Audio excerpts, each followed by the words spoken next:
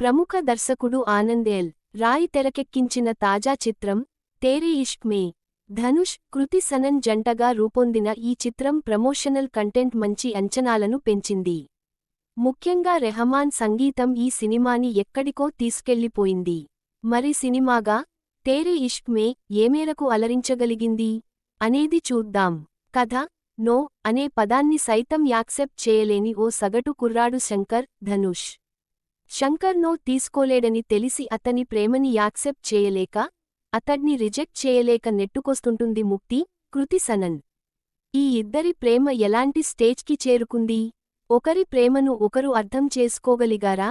చివరికి ఏం జరిగింది అనేది తేరే ఇష్క్ మే చూసి తెలుసుకోవాలి. నటీనటుల పనితీరు. ధనుష్ నటన ఒక క్యారెక్టర్ స్టడీ లాంటిది. సదరు పాత్ర బాధని, భావాన్ని అర్థం చేసుకుంటే ధనుష్ నట విశ్వరూపం కనిపిస్తుంది. అర్థం కాకపోతే మాత్రం ఏంట్రా ఇది అనిపిస్తుంది. కానీ డీప్ మరియు ట్రబుల్డ్ ఎమోషన్స్ను ప్రొజెక్ట్ చేయడంలో నటుడిగా తన స్థాయిని పెంచుకోగలిగాడు ధనుష్. ఇది ధనుష్ బెస్ట్ వర్క్ అని చెప్పొచ్చు. కృతి సనన్ క్యారెక్టర్ ప్రస్తుత తరం అమ్మాయిలను రీప్రెజెంట్ చేస్తుంది. చాలా క్లారిటీ ఉన్న నవతరం అమ్మాయిగా కృతి నటన, ఆమె స్క్రీన్ ప్రెజెన్స్ చాలా పర్ఫెక్ట్గా ఉన్నాయి. ప్రకాష్ రాజ్ పాత్ర నిడివి చిన్నదే అయినప్పటికీ మంచి ఎమోషన్ యాడ్ చేస్తుంది. సాంకేతికవర్గం పనితీరు. దర్శకుడు ఆనంద్ ఎల్. రాయ్ ఒక దర్శకుడిగా కంటే రచయితగా ఎప్పటికప్పుడు ఆశ్చర్యపరుస్తూనే ఉంటాడు. ఇప్పటివరకు అతడు రాసిన ప్రేమకథల్లో తేరే ఇష్క్ మే ది బెస్ట్ అని చెప్పొచ్చు. ముఖ్యంగా ధనుష్, కృతి సనన్ పాత్రలను డిజైన్ చేసిన విధానం ఆడియన్స్ను కట్టిపడేస్తుంది. ప్రేమకథల్లో లేదా ప్రేమలో సరికొత్త కోణాన్ని చాలా సహజంగా ఆవిష్కరించాడు ఆనంద్. ఫస్టాఫ్లో క్యారెక్టర్ ఎస్టాబ్లిష్మెంట్స్ కోసం సినిమాటిక్ లిబర్టీస్ ఎక్కువగా తీసుకున్న ఆనంద్, సెకండాఫ్ను నడిపించిన విధానం ప్రేక్షకుల్ని ఖచ్చితంగా కట్టిపడేస్తుంది. ప్రతి సంభాషణలో మెచ్యూరిటీ కనిపిస్తుంది. మనుషుల ఆలోచన, వ్యవహార శైలి మీద క్లారిటీ ఉన్న ఒక అమ్మాయి, ఒక అబ్బాయిని, అది కూడా టాక్సిక్ బిహేవియర్ ఉన్న కుర్రాడిని ఎలా డీల్ చేసింది అనేది సినిమా కోర్ పాయింట్.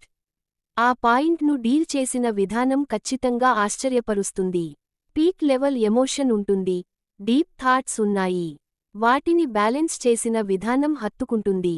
ఇప్పటివరకు టాక్సిక్ రిలేషన్స్ను దర్శకులు హ్యాండిల్ చేసిన విధానంలో కుదిరితే అబ్బాయిది తప్పు అని లేదా అమ్మాయిది తప్పు అని డిజైన్ చేశారు. కానీ తేరే ఇష్క్ మే చిత్రంలో తప్పు ఎవరిది అనే విషయంలో పాటించిన బ్యాలెన్స్ భలే ఇంట్రెస్టింగ్గా ఉంటుంది. ఇది ఇప్పటివరకు ఎవరూ టచ్ చేయని ఒక కోణం. సినిమాలో ఎమోషన్ను ప్రేక్షకుడు అనుభూతి చెందేలా చేయడంలో రెహమాన్ కీలకపాత్ర పోషించాడు. ప్రొడక్షన్ వర్క్ మరియు సీజీ విషయంలో తప్పులు దొర్లుతున్నప్పటికీ వాటన్నిటినీ రెహమాన్ తన నేపథ్య సంగీతంతో కవర్ చేసేశాడు. ముఖ్యంగా క్లైమాక్స్ సాంగ్కి ప్రేక్షకులు కంటతడి పెట్టాల్సిందే. సయ్యారా చూసి బోరున ఏడ్చేసిన జనాలు ఈ సినిమా చూసి ఎమోషన్ను ఫీల్ అవ్వడం ఖాయం.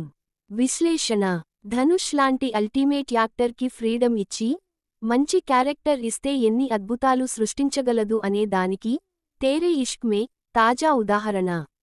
బాధని, ప్రేమని, కోపాన్ని చాలా కొత్తగా చూపించారు. ఇది అందరూ కనెక్ట్ అయ్యే సినిమా కాదు. కానీ కనెక్ట్ అయితే మాత్రం సెకండాఫ్ కోసమైనా రెండోసారి చూస్తారు. గొప్ప సినిమా అని చెప్పలేం కానీ చాలా డీప్ సినిమా.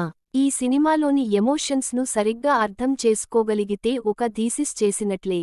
అలాగే కృతి సనన్లోని నటిని అత్యద్భుతంగా వినియోగించుకున్న చిత్రమిది.